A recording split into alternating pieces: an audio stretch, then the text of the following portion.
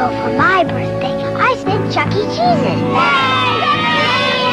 Where everyone could go play games.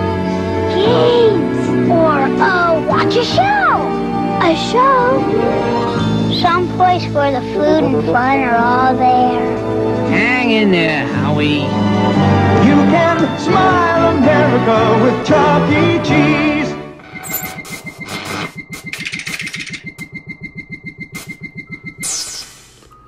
Have you ever thought that there was something that the creators of Chuck E. Cheese were hiding from us all? Or have you ever found something to be off about the place? Even the creepy robotic mascots that danced on stage? I didn't until I found the truth about Chuck E. Cheese. It all began the first time I had ever visited the place. I was around the age of 5 or 6, so of course I was pretty ecstatic to go. Seeing all those commercials of kids eating pizza and running around with the care in the world. On an arcade games and on the play structure made me almost get down on my hands and knees and plead and beg my mom to take me. After finally getting her to break, she took me. I was the happiest kid in the world. My mom drove me over just a few hours before evening, so maybe around 4:30 or so. I almost knocked over the woman at the door who gave you the little stamp on your hand, running ahead of my mom and bursting through the doors like a maniac child. Eventually, I was stamped and literally screeching as I ran around all play the games and play sets. After a bit, I stumbled over onto a game like Whack-A-Mole, but with sharks.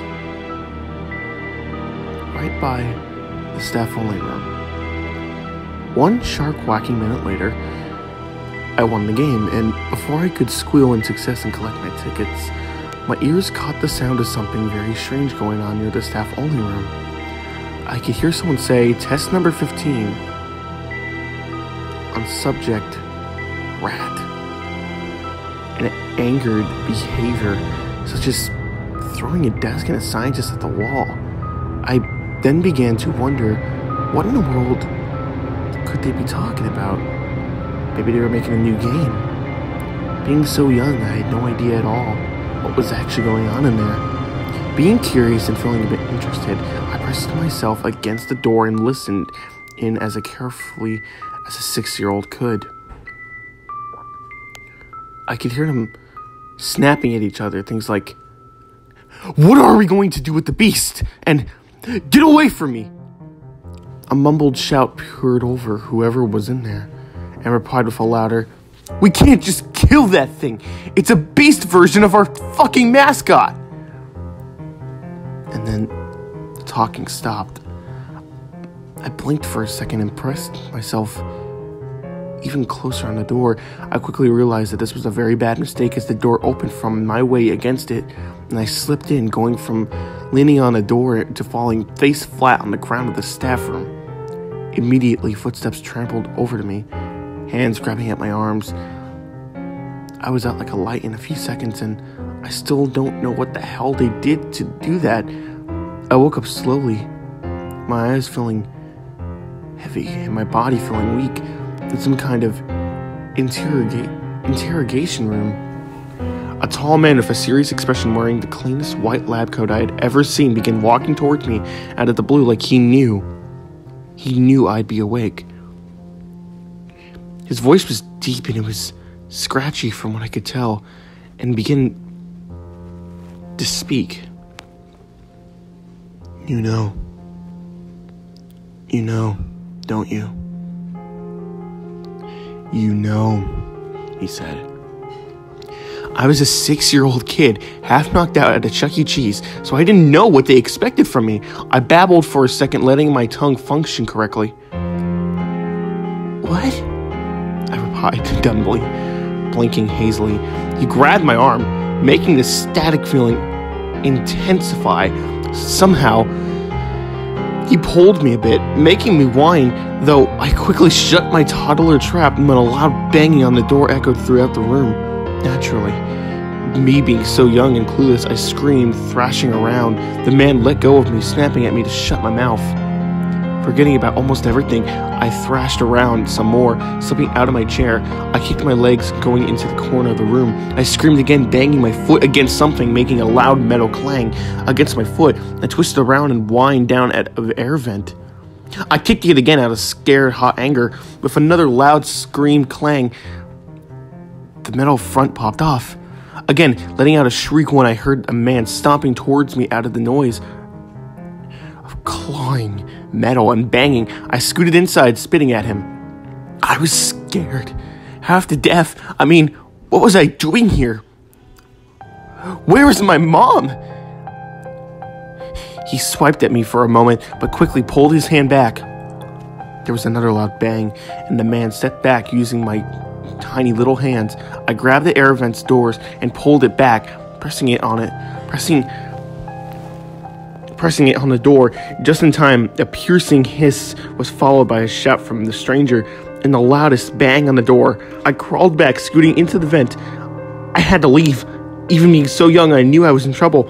I hastily turned around with a bit of struggle, slowly crawling down the air vent. A loud, manly scream echoed through the vent, being followed by more. They were screaming with the sound of cracking and tearing, which I know was flesh and bone from the stranger. I got out as fast as I could, a small light around the corner after a few minutes, and I stomped on it. The opening of the vent easily popped open. They really weren't paying attention to how tightly they were screwed on, were they? My feet stumbled as I climbed out, but were soon trampling to where I saw my mom last. And she was still there. She had a worried expression on her face. A worried expression I don't usually see from her. I ran up to her, hugging her tight. My eyes were now glazed with wet, hot tears. I wanted to go home. I just wanted to go home. I want to go home, I whined and complained. My mother gave me a strange look, but put a finger on my cheek. You must be tired, sweetheart, she cooed, picking me up. I clenched my small fist, holding tightly onto her shirt. We walked out of the building, me being oh so loved, carried out to the car. A distant whir of sirens in the distance became a bit louder and louder, and the police cars pulled into the large parking lot and skidded to a halt in front of the once amazing and fun Chuck E. Cheese. My mother almost ran to the car and quickly buckled me into the car seat. A couple of hours later, I was home. That night, I walked out of my room to get some water before I went to bed. A habit of me trying to procrastinate, so I didn't have to sleep, and my mother was watching the news. The reporter was talking about some sort of shadowy figure coming out of the Chuck E. Cheese and disappearing down the alleyways. Could they be linked? God only knows. And what happened to the real Chuck E. Cheese? God only knows as well. But I will never, and I repeat, never, go into any damn Chuck E. Cheese for as long as I live.